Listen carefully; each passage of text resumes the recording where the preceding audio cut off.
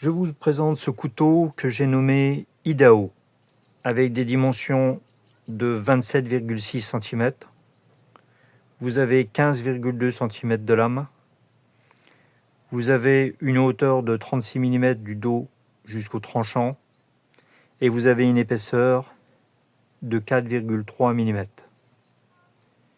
Alors c'est un couteau qui a été forgé intégralement de la pointe avec une soie traversante, puisque le montage est en soie traversante matée. Vous voyez ici le côté maté de la soie traversante.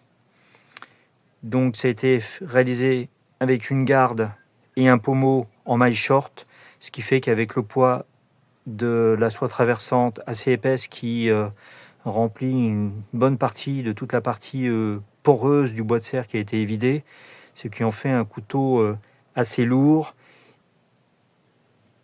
Je vous laisse apprécier le bois de serre, sa prise en main vraiment très agréable. Ce n'est pas un gros bois de serre, il n'est pas tout petit. Vous avez un blocage des deux côtés, ici, au pommeau.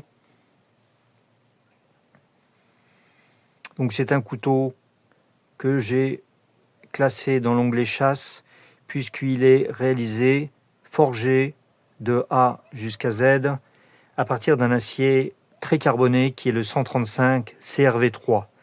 Donc c'est vraiment un acier très dur, et les couteaux que je réalise pour la chasse, je les classe en général ainsi parce qu'ils sont réalisés avec des aciers à haute teneur en carbone, qu'ils soient alliés ou qu'ils soient non alliés. Lorsque j'utilise des aciers non alliés, c'est souvent du C130. Quand c'est des aciers qui sont légèrement alliés, comme celui-ci, le 135 CRV3, voire d'autres aciers. Alors pour le tranchant de ce couteau,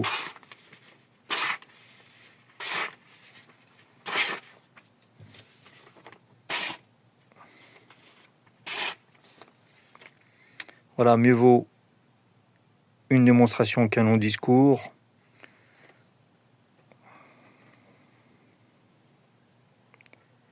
Parlons un instant de cet étui. Un étui réalisé en cuir pleine fleur de 3 mm d'épaisseur avec deux parties. Une partie intérieure où il n'y a aucune couture, une partie extérieure qui vient recouvrir la première, avec le système de décoration, je vais y revenir, le système de passant. Ici, vous avez un système de passant qui vous permet de mettre des ceintures assez larges et qui vous permet aussi de le fixer sur les sacs à dos ou tous les systèmes qui disposent de passants mollets. Vous pouvez aussi, lorsque vous le mettez à votre ceinture, le mettre directement sans être obligé de défaire votre ceinture par ce propre système. Donc voilà, un étui assez épais, c'est rigide, la deuxième partie du cuir est mise ici par une ligature. Vous avez un martyr sur toute la longueur qui est réalisé avec un cuir brut de sèche, compacté à la presse, très rigide, large. Donc le martyr va permettre de recevoir le tranchant du couteau et de sécuriser votre couteau pour ne pas vous blesser. Rivet en ces parties extérieures, vous avez un rivet en haut. Je mets quasiment systématiquement, surtout sur les gros couteaux lourds comme celui-ci, un rivet en haut, un rivet en bas. Ça permet de protéger les coutures des tensions. La couture a été incrustée. C'est une couture au point sellier réalisée avec un fil avec deux aiguilles.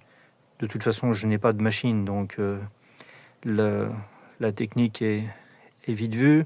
Je suis obligé de le faire à la main. C'est un choix délibéré, mais c'est un choix traditionnel où lorsque le point sellier est réalisé avec deux aiguilles, vous avez une couture qui est croisée à l'intérieur du cuir et qui est nouée, ce qui fait que si vous avez par malheur un point qui s'abîmait et qui était coupé, les points en amont ou en aval se détendent au maximum, mais jamais la couture ne va partir comme sur les habits lorsque vous avez une couture qui est abîmée et que ça part en charpie. Alors sur cet étui, vous avez un système qui permet de recevoir la décoration. Alors on peut mettre toutes sortes de décorations. Volontairement, je n'en ai pas mise pour vous permettre de personnaliser votre étui. Ce sont des pièces uniques, donc l'acquéreur a la possibilité d'y fixer ce qu'il le souhaite, ce qui peut lui rappeler un plaisir de chasse. Ça peut être une décoration qu'il affectionne particulièrement. J'y verrai bien ici un morceau de cerf que j'ai ici taillé comme une pointe de flèche. Donc vous voyez que si on la pose à côté du manche, ça s'harmonise parfaitement avec le manche de ce couteau. Voilà pour cet étui. Si vous voulez de plus amples informations, je vous invite à me rejoindre sur le site kawaii2.fr ou à me contacter directement par téléphone au 06 95 10 40 11. Et ce sera avec plaisir que je répondrai à vos questions ou qu'on pourra discuter de coutellerie. Je vous remercie et je vous dis à très bientôt.